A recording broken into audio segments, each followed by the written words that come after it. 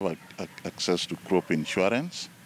They'll also have access to credit for inputs, and also the partnership again which we have with the NGO card then ensures that then these farmers also have access to technical assistance in terms of extension services. The financing agreement is designed so that Rafiki Bank provide loans to transfer for onward lending to farmers for inputs of seeds and fertilizer. Transfer signs a contract with individual farm holders through their groups, with buying prices negotiated before planting. For the lovers of beer out there, as you enjoy your favorite drink at the moment, the raw materials for your next drink might just have been delivered by these farmers in Usonga and might soon be landing on a table next to you. With information moving at lightning speed, you need some perspective. Stories making headlines across the continent. A front row seat at the heart of the action. When issues of national security continue to make headlines here in the capital, Kampala. Take a look at some of the main stories that are making headlines right here in Rwanda. Taarifa kubwa inayovuma katika nchi ya Tanzania. Dumela, if you are in the south of the continent, K Fahalak, if you are in the north, and of course Ujambo, if you are in the East African region, trust me, this is the only show that puts Africa's interest first. Weeknights from 10 to 11 p.m.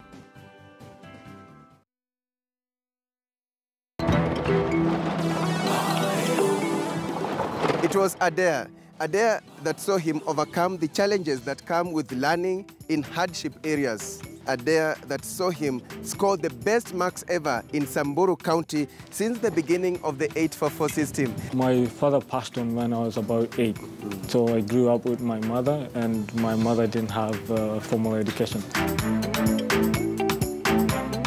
Flying to Toronto, I'd never flown to another country before flying to Canada. With the success of Lemperis, the rest of other students got challenged and motivated. At Equity, that's where I learned about the fact that I could apply to scholarships abroad.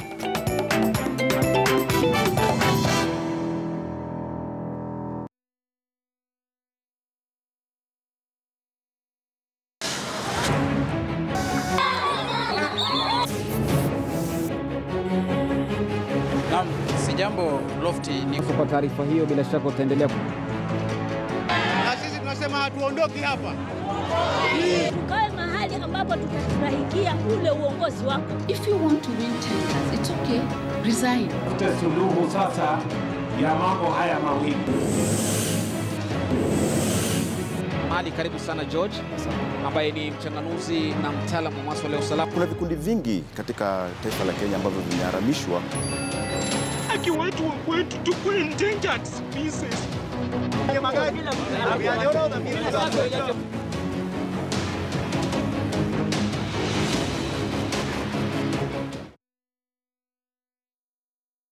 When I woke up in the morning, my mind was very clear. Get a chain, go chain yourself at the police headquarters, because they'd sealed off Uhuru Park and they declared a curfew.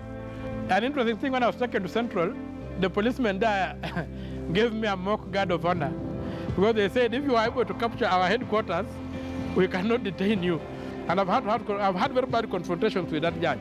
Whenever we meet, I always tell him, you stole from Kenya, and I never shake his hand. That's how angry I am, because I'm very sure in that particular case, a judge was compromised and the people of Kenya lost money.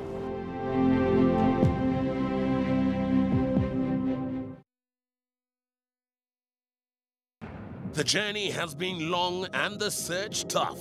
But after 4 creation camps, 6 youth summits, and thousands of auditions around the country, Kenya's biggest youth TV show, Blaze, Be Your Own Boss, is back.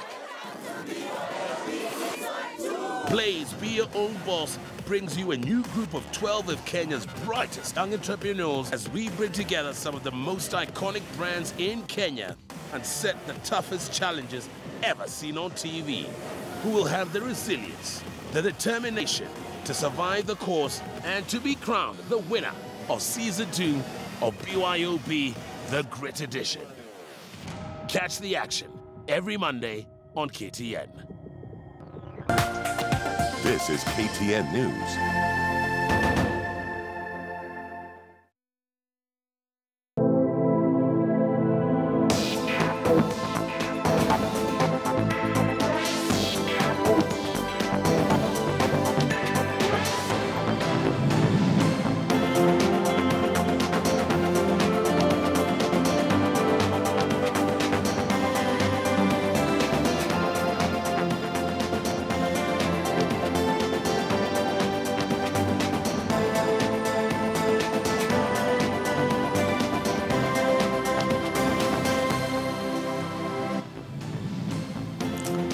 Indeed, good afternoon. Welcome. This is KTN Business Today. My name is Peter Okaba. I will be your host over the next 1 hour as we bring you up to speed on matters making business headlines, not just here in Kenya, but right across the region, indeed right across the world. Well, several top stories currently ongoing, and of course we will be taking a close look at several of those things, including of course the fact that there is a team that is out in Lamu checking on an update, really what has been the progress so far on the LAPSET development program.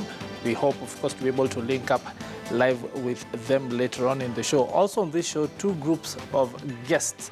One, of course, a youth initiative that is called Deactivate.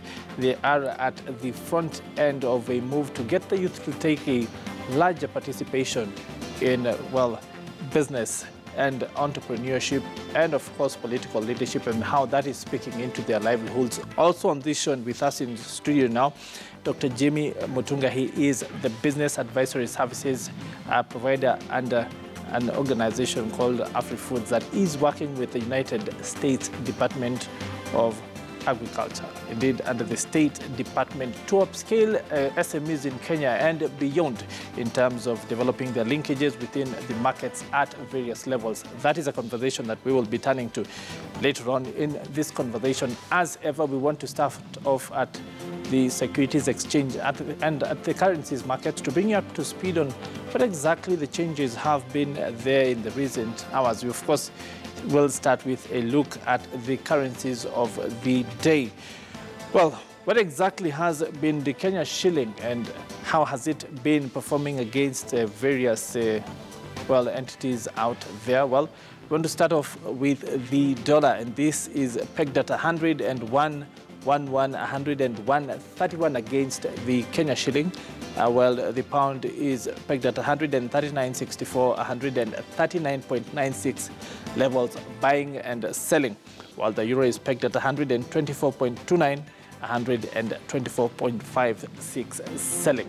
Those are the currencies. What about the stocks at the securities exchange? This, of course, is a barometer of the rest of the economy. Well, the NSE performance turnover as of last evening's close, of course, live trading currently ongoing, 20.6 million shares worth of shares having been moved, while the shares traded amounted to 622 million.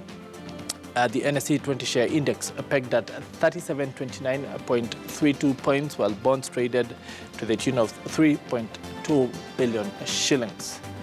Well, let's take a look at the gainers and losers, the bulls and the bears of that trading session. We start off with the most active stocks. This, of course, was Safaricom, as usual, having moved the greatest volumes at 2.51 million shares bought and sold. KCB, 2.43 million. Kenya Power at 1.96 million. And Equity Bank moving to the tune of some 504,900 shares. Well, the gainers of the day, that is the winning stocks, or the bulls, these were IGADS at 24 shillings 75 cents, up 5.32% on the day. East African Cables bullish to the tune of 4.55% at 5 shillings and 75 cents, while Liberty Kenya Holdings was up 4% to 13 shillings flat, while Home Africa was up 4% to 1 shilling and 30 cents. Well, what were the losing stocks of the day? These are the bears, the ones that shed their value at whatever levels. Mumias down 5%, being the greatest loser of that day to 0.95%. Well, of course, National Bank Kenya down 4.49% to 8 shillings 50 cents. Samia Africa down 3.85% to 2 shillings and 50 cents. While I&M Bank Holdings was down 3.33% to 106 shilling flat levels. Of course, this being the barometer for the rest of the economy, this essentially means that, well, this is indicative of how the rest of the economy is performing, and the economy usually on an uptick, especially if the shares are moving up in general fashion. Well, that's a look at the barometer. Let's now to stories of the day. And of course, as indicated, we want to start off with a look at what exactly is going on at the Lapset project that, of course, is in Lamu County.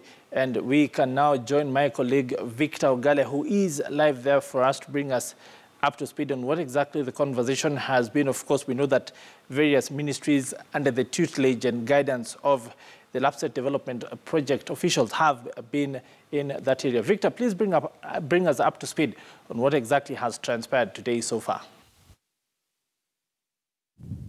Well, Peter, I can confirm to you that 42% of the project is on.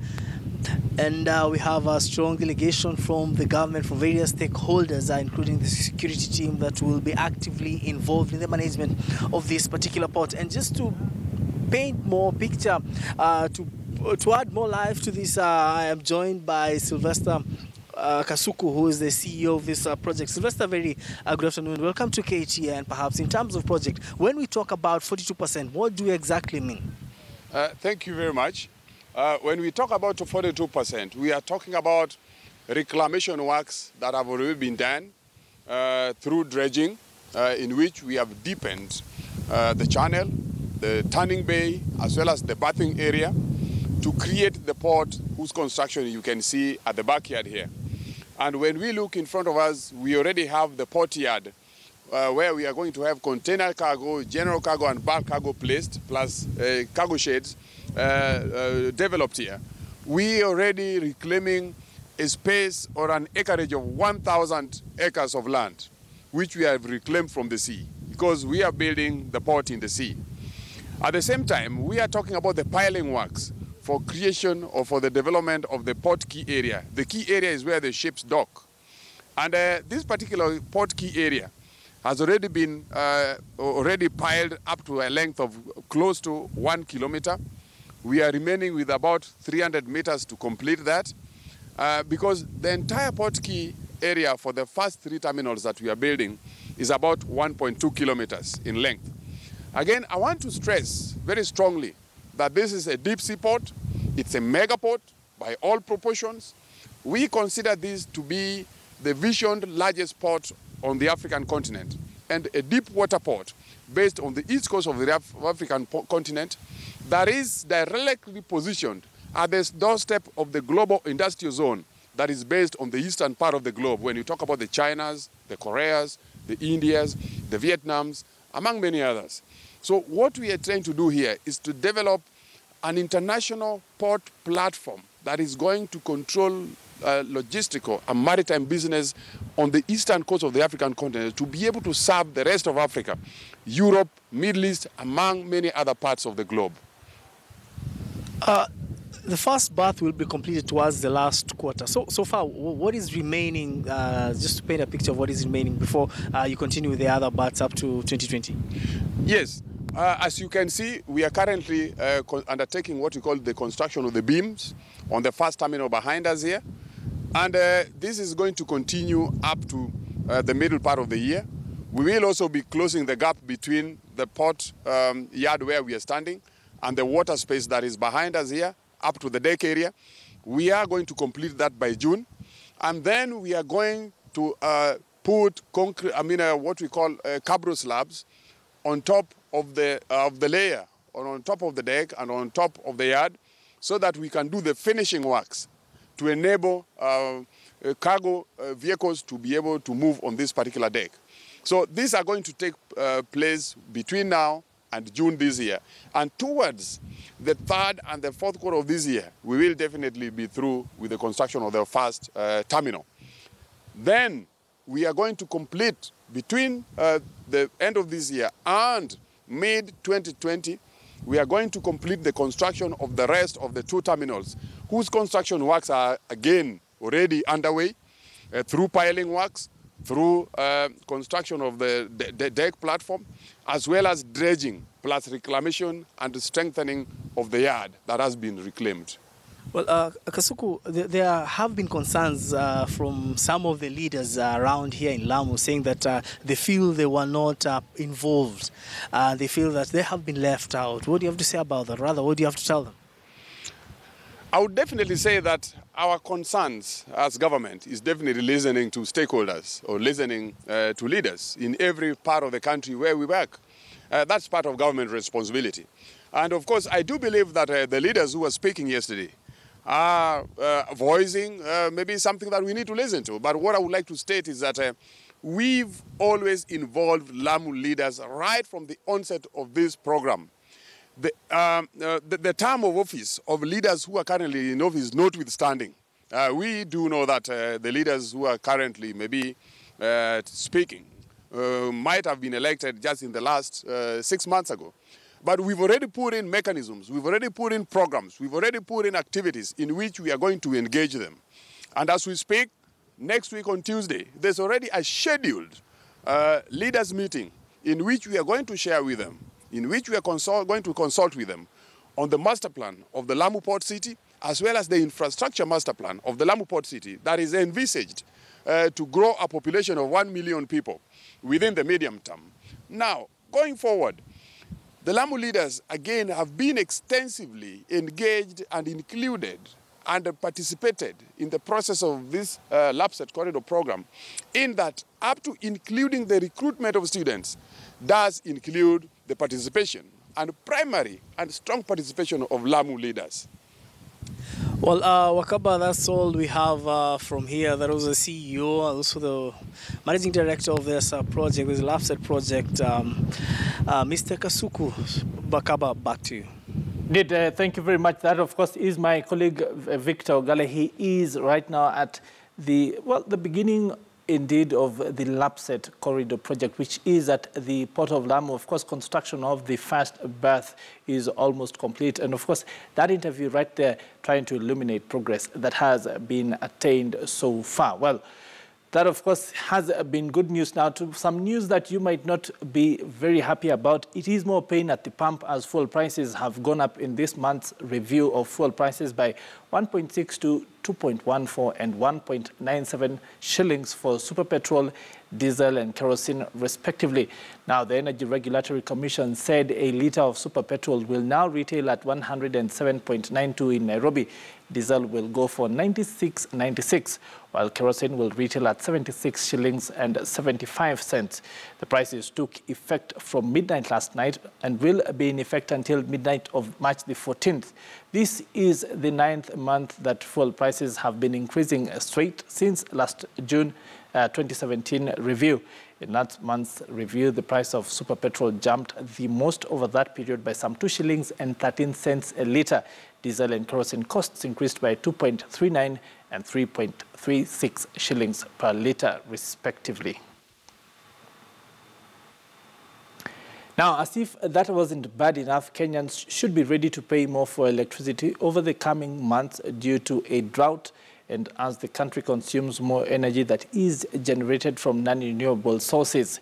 This is according to the Energy CS, Charles Keter, who just weeks ago had told a cabinet committee that government would ensure that Kenyans would be shielded from high costs of energy that have been occasioned by increased fuel cost adjustment charges. Kevin Egutu has more on that story.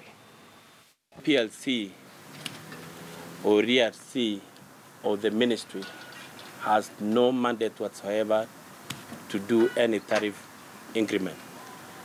The process is the APTEC, which is the KPLC or any other, be it pipeline, be it any other company, will apply to ERC, stating why they need the tariff increment. ERC then will have it in the media, in the print media. This was the Energy Cabinet Secretary just 1 month ago, urging Kenyans not to fret and worry over expected high cost of power and to dispel rumors that heightened power cost will be backdated to late 2017.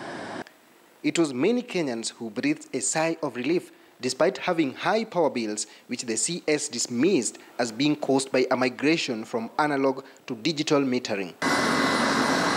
And today, a complete about turn. In what will come as a shock to many consumers and be seen as blowing hot and cold, if not being plain dishonest, the bombshell that the power prices will indeed rise due to the ongoing dry conditions was dropped. The CS who visited Sondu Miriu Hydroelectric Power Station in Nyanza Wednesday afternoon said the ravaging drought, which has caused reduced water levels in most hydropower generation plants, together with the increase in the price of crude oil, has further increased the cost of power production. The cost per crude oil has gone up. It's about 70 now. $70 per barrel. It had come down to 30. So it's now 70. You see, with that now, it pushes everything up. Built between 2007 and 2013, the Sondu Miriu Hydroelectric Power Station is relied upon by the entire Western region power consumers. The plant, with an associate Sangoro power plant, was to provide a combined output of over 50 megawatts, but the reducing water levels have made this impossible, leaving the two operating far below optimal capacity. Energy Cabinet Secretary Charles Keter's visit made it clear that not all is well with this Kisumu power station. So when there is a problem with rain, it really affects us.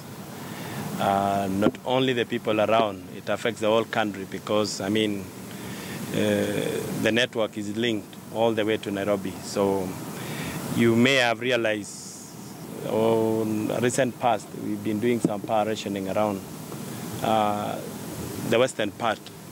And essentially it has been even affecting me alone. And I know it. So, and it goes beyond our efforts, but the dam now, as you've heard, is operating nearly almost half the capacity. Therefore, what should have compensated that is the geothermal, but the line which we have is our line, which runs all the way from Lesos to Moroni. And as Kenyans have heard many times before, the solution to the over-reliance on hydroelectric power is green energy, like geothermal power. But with continued underinvestment and continued questions over corporate governance in the sector, much of Kenya will continue to pay through the nose for electricity for the foreseeable future. Kevin Ogutu, KTN News. Pay through the nose indeed. Of course, a lot of Kenyans currently feeling the pain of those increased power prices, but with well, the rainy season looming, things might just improve. Now, moving on, insurance customers could soon see faster claims turnaround time, greater efficiencies, and eventually more affordable insurance premiums as the industry turns to digital solutions to drive insurance uptake and service provision. Now, APA Insurance, one of the leading insurers in Kenya, catering to both individuals and corporates across the country, has turned to IBM to ensure an improved customer service experience. This includes quicker claims processing, more relevant premiums to ensure customer satisfaction and retention of its medical customers. APA manages large volumes of data on policies, policyholders, risk assessment, and claim histories. Now, collating this information and transforming it into information from which management could derive real insights has proven difficult. IBM, with the support of its business partner Comstech, engaged with APA stakeholders in utilizing the IBM Cognos business intelligence software to help resolve these challenges the insurance provider was facing. Now, Comtech designed the reporting dashboard to meet APA's expectations, and research has showed that technology is resolving challenges where insurance companies have had difficulty leveraging on information and data gathered from customers. Well, statistics, smallholder farmers in Tanzania will benefit from a $30 million project aimed at transforming agriculture into a more efficient and sustainable sector. A joint investment from Alliance for a Green Revolution in Africa, AGRA, is investing in the project to ensure food security in 11 countries. These are located mainly in 3 high-potential agroecologies of the Guinea Savannah Zone in West Africa, the East Africa Highlands, and the Miombo Woodlands in Southern Africa. Rajab Hassan has more on this story from Dar es Salaam. Agriculture sector employs the majority of Africans. Nearly all are smallholders farmers who experience bottlenecks in market access and transforming agriculture into a prosperous business. Professor Nuhu Hatib is the head of the Alliance for a Green Revolution in Africa, AGRA. This organization focuses on transforming agriculture into business for food security and poverty alleviation. We want to focus at building systems, sustainable systems, in the supply of inputs and in the access to markets that support smallholder farmers, so that with our program, we will be able to say and to show and to prove that we actually worked with 1.5 million farmers, smallholder farmers in this country, and we've been able to move each of them from where we found them to another level, and a significant level. AGRA was founded in 2006 to catalyze agricultural transformation in Africa. With an alliance of public and private partners, it unlocks the potential of smallholders farmers by the use of improved seeds, fertilizers, and agronomics. We can call ourselves lead implementer, because the resources that we use come from donors such as Bill and Melinda Gates Foundation, the USAID, Rockefeller Foundation, MasterCard Foundation, BMZ, and the others, who have supported us to form that something called PIARA, a partnership for inclusive agricultural transformation in Africa. AGRA designed a program worth $30 million to support the Tanzanian government's efforts in making farming the respected enterprises to 1.5 million farmers. They will be able to invest in the industrialization of agriculture through joint investment. Rajab Hassan, KTN News, Dar es Salaam. Agribusiness Investment for Market Stimulation, or AIMS, is a program that is operating in Kenya, Tanzania, and Malawi, and is funded by the United States Department for Agriculture. Now, AIMS works to expand trade in key agricultural commodities by increasing bank financing to small and medium agribusiness enterprises and by multiplying their trade outlets. Now, Dr. Jimmy Mutunga, who is here in studio, is from AfriFoods Limited. It is a business advisory service that is working under the program, and he's here to literally shed light on what exactly they have been doing. And of course, some of those developments that you can see, not just here in Kenya, but in Tanzania and in other places across the region, as in that story that we just saw right there. So, karibu sana. Thank you, Peter. So first off, the fact that this is a program that works to essentially upskill, train farmers, enhance their capacities in literally everything from their farms to reaching the market. So what exactly it is that you do? Yes, thank you very much, Peter. In AfriFoods, we are in business advisory services provision. Yes. One thing that we realize in agribusiness is a risk area, is a special area that a lot of planning that is required, and many institutions are shy to invest in this kind of environments.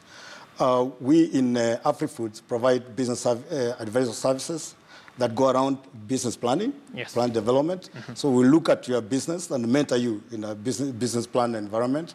We also look at your accounting system. What accounting systems are you doing?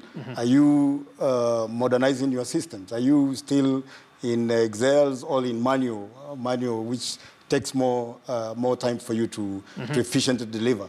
And we also try to package you through human resource improvement, and that helps you as a business to plan for occurrences that business may not be. I want to stop you right there. The fact has been that for a lot of Africans, so to say, they are farmers, but they will farm as just things like farming for the sake of it. There's farming, we call it subsistence, because they need to survive, or simply because you have a farm.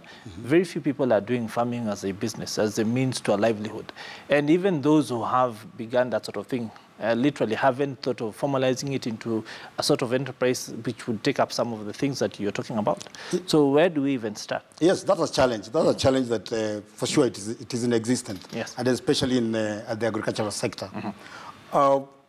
However, we must appreciate one thing. For us to have the farmer get a market, we must work with those who are in the business. We must either upgrade the farmer to the business level that they think business. Yes. And these farmers must appreciate advisory services. They must appreciate that first, for instance, there's a common saying that if you don't plan, you plan to fail. Yes. You must document your business so that you reach out to milestones that are achievable, milestones that you can from a business point of view. And that's what United States Department of Agriculture, through global communities, have funded a project dubbed AIMS, which is agribusiness investment for market stimulation. Yes. This project and global communities are key partners of AfriFoods, and they have enabled, of course, these advisory services come at a cost. Because if I'm doing a business plan for you, we are doing accounting systems for you, it will not cost you less than maybe $1,600, all in that range. Yes. So AIMS comes in, and thank God for AIMS and global communities. Yes. They will come in to subsidize your service. So we get this SME, we profile, we take them through an organizational capacity assessment. We see what kind of needs they need. Then we assist them to process an application, a business advisor application. Yes. And what AIMS does is that it funds it at 50%. Yes. So the SME agrees to finance 50% of what we can engage them through the service. So far, because it sounds like this is something a lot of SMEs right across the country who are struggling with formalization because their family-owned, have challenges with everything from accounting to managing human resource to going into markets. Yes. Have you had any successes so far, and who are you looking to work with? Oh yeah, we have many successes. There's a client, for purpose of non-disclosure, we managed to take, they're in the exported business. Yes. In fact, of avocado. And we just had a discussion of avocado business. Yes. And one key thing, they had a challenge with cash flow management. When we did an organizational capacity assessment and the global community supported program, we managed to develop for them a business plan. And one key thing that came in the financial planning, it was that theirs was not a money issue. It was a cash flow issue. Yes. When they're doing the export, they need to process their avocado. They need to pay the farmer at the right time. Yes. They need to have the right quality. They need to have the right quantities in place at that time. And the consistency in that supply. Yes. And out of that kind of advisory services and engagement that we had, they were able to link them to an invoice discounting financial institution. So they didn't have to go for a whole loan. They just need to go for a loan that serves their cash flow management. And last year they made a loss. Yes. Now they're making a kill. Yes. Finally, because there's so many people out there with these sorts of needs at the various levels, how do they reach out to you? Or do you go out there through the project and identify the needy cases that you want to work with? One, they can reach out through our website. Yes. We have afrifoodskenya.com. They can reach us also through referral from global communities. Yes. You just Google global communities and the AIMS project, and they'll be able to come to the realization of their dreams through this United States development. How long is this project going to run? Because if the need is there, then sometimes, you're told 5 years, then that's it. Yeah. Okay. We'll forever be in business advisory services. Yes. We are working with key partners like global communities, and we will work with other partners also in the business. Because we're in the business advisory. Yeah. It has no end. So what we just request them is to get in touch with us, and we'll be in business with them. Okay, indeed. Thank you very much, sir. Thank you, Peter. Dr. Jimmy Mutunga from AfriFoods. It's a business advisory service company that is working to upskill SMEs in the agricultural sector to be able to, get a leg up into global market and value chains. Indeed, an illuminating conversation. Asante sana. Thank you very much, Peter. Well, we want to proceed on a short break, but on the other side of that break, of course, the conversation around youth livelihoods and, of course, political engagement with Deactivate is still out there. So, of course, we will also be bringing you up to speed on what exactly is happening in South Africa, where the parliament that is sitting in Cape Town has just started debate on the move to select a new president after President Jacob Zuma stepped down in the wee hours of last night. Of course, we'll just let you listen into what the conversation is for a few minutes.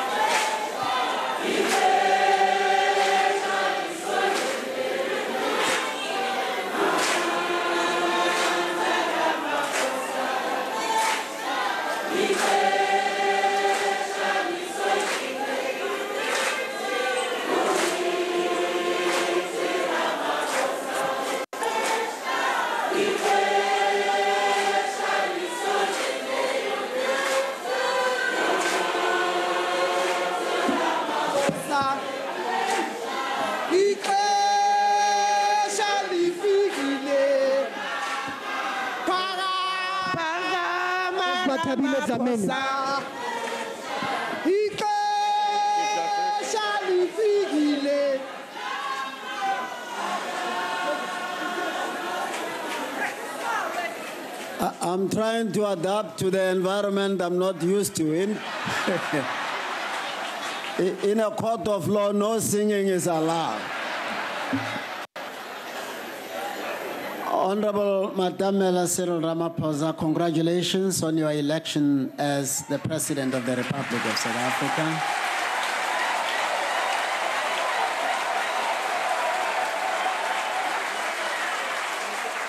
And I will now invite the Speaker to take the seat.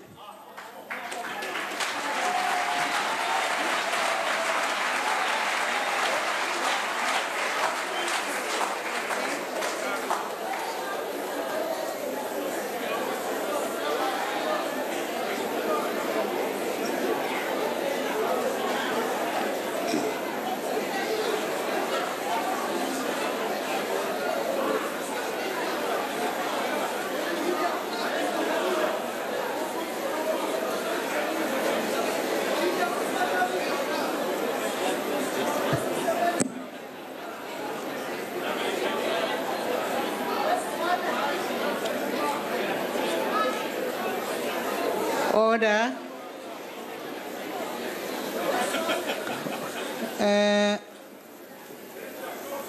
Honorable President Ramaphosa,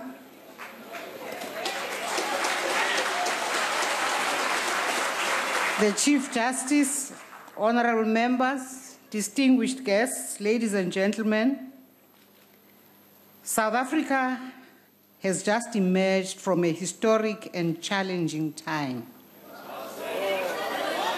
In taking us forward, I wish to remind the House of the words of wisdom by former President Nelson Mandela when he said, and I quote, "It is in the character of growth that we should learn from both pleasant and unpleasant experiences," unquote. A lesson that we should draw from these words as a nation is that our challenges are not insurmountable.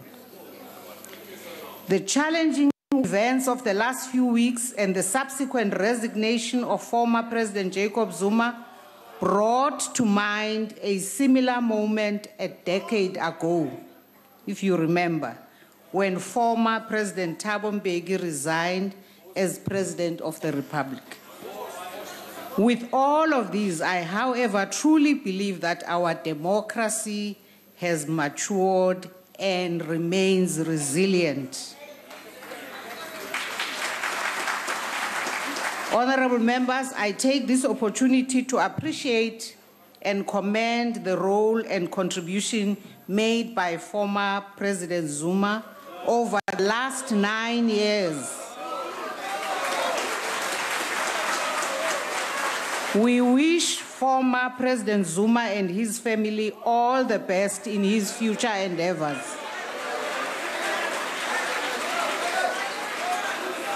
On the election of the new president, His Excellency Cyril Ramaphosa, we wish you strength and fortitude in this challenging role. I take this opportunity to extend a word of gratitude to the people of South Africa for their patience throughout this trying period. As we move forward, let us be reminded again of the words of Nelson Mandela, that indeed our challenges are not insurmountable. I thank you. Having said that, honorable members, I think this is a moment for me to thank the Honorable Chief Justice for having conducted these proceedings, for having cooperated so quickly with us, and in fact assisting us to even have this election of a new president earlier than what we thought was possible. When we were interacting with him, we were very nervous about the question of his availability. We are really grateful, Chief Justice.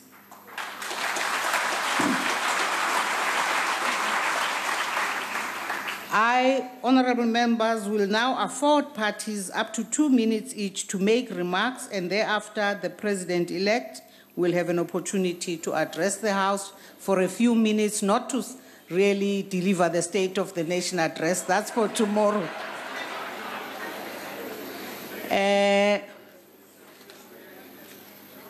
May I check whether honorable members from the DA have something to say? The Leader of the Opposition.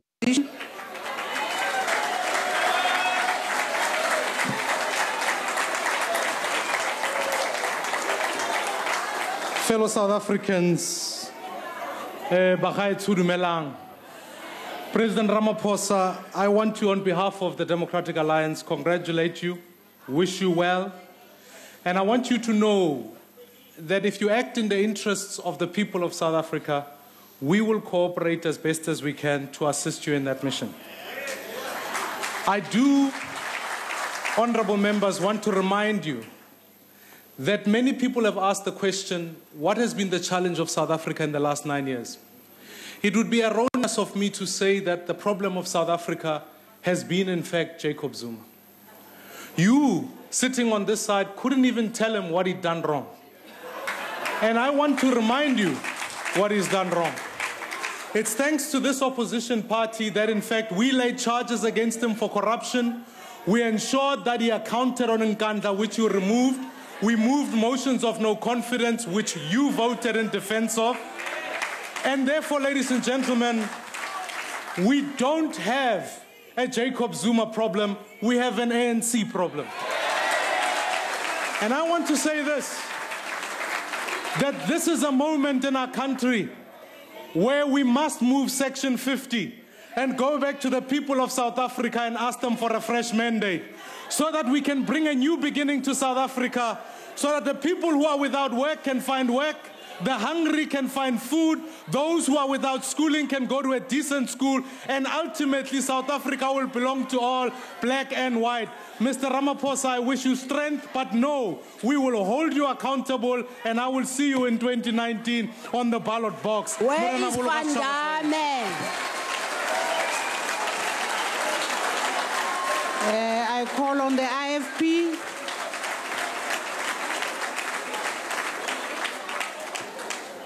Thank you very much. DA, where's Van Damme? Where's Zwane? Where's Zwane? ANC, where's Zuma? Please proceed, Honorable Singh. Where's the lead? Thank you very much. Order, Honorable Minister. Where's Zwane? Thank you very much, Honorable Speaker. Honorable Speaker, Honorable President, and colleagues. The word recall has been used so often in the recent past that a certain airline decided to recall a flight this morning from Durban to Cape Town for apparently technical reasons.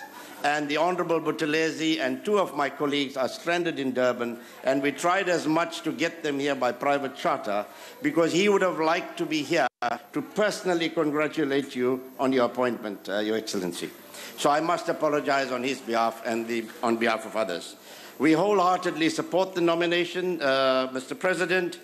We realize that you have no magic wand to cure the ills of the past, but we trust that in the execution of your duties, you will do the right thing. You will get rid of the scourge of corruption. You will inspire hope in all South Africans and international investors. You will remove from your cabinet all those who were allegedly involved in state capture and incompetent ministers. You will appoint a head of the NPA sooner rather than later. You will visit state-owned enterprises and change boards and change leadership of state-owned enterprises to make them organs of development in our country. You will provide certainty, Honorable President, on free education at tertiary level, which was pronounced by the former president, address the scourge of crime and gangsterism, provide opportunities to all South Africans, irrespective of color, race, creed, or religion, mindful of the fact that major sections of our community have been disenfranchised and depressed in the past. We hope that you will deal with the land impasse as soon as possible. Having said this, as my time is only 5 seconds, Honorable President, we'd like to remind you that this is not carte blanche support. We are giving you the benefit of the doubt. We are an opposition party. We will keep you and your cabinet and everybody on their toes to ensure that the 55 million people in South Africa get benefit out of this government. Congratulations on behalf of the IFP. Thank you. The NFP. Thank you, Madam Speaker, Your Excellency, the President of the Republic, and honorable members of the House. I'm bringing here, Mr. President, the congratulations from my leader, the President of the NFP, Honorable VZ Kamakwasa Msibi, and entire caucus and the party. You are taking office at a very crucial time in our country when the economy of the country is ailing. Just recently, statistics were released and it was said that unemployment has gone down by only 1%. But 26% is not good enough. That shows that there's a lot that needs to be done. Over and above that, there are various social ills that even the civil society has been speaking about. Not only us here as the opposition, and everybody here has been talking about these ills, but they are evident for everyone to see. I believe that we are all aware that in each and every corner, South Africa was clamoring for what is good for the country. And we hope, therefore, we'll build from there. I think we need to cultivate a new spirit of patriotism, where all of us working together will be able to say we put the country first. Our people out there don't have an employment, they're hungry, they're poor, no roads, sanitation, everything. We have a lot of our youth who are unemployed. It is now time that we rally around one another and ensure that we build our country. And the issue of SOEs, state capture, corruption, these are the issues that we as the National Freedom Party will put forth, not just to argue and just to criticize for the sake of criticizing, but for the sake of nation building. We therefore, as a party, on behalf of VZ Kamakwasa Msibi, the President of the NFP, say to you, we wish you all the best, but we'll be there to watch and do our oversight, to say, let's forge ahead and take our country forward. Thank you very much. Congratulations. The UDM.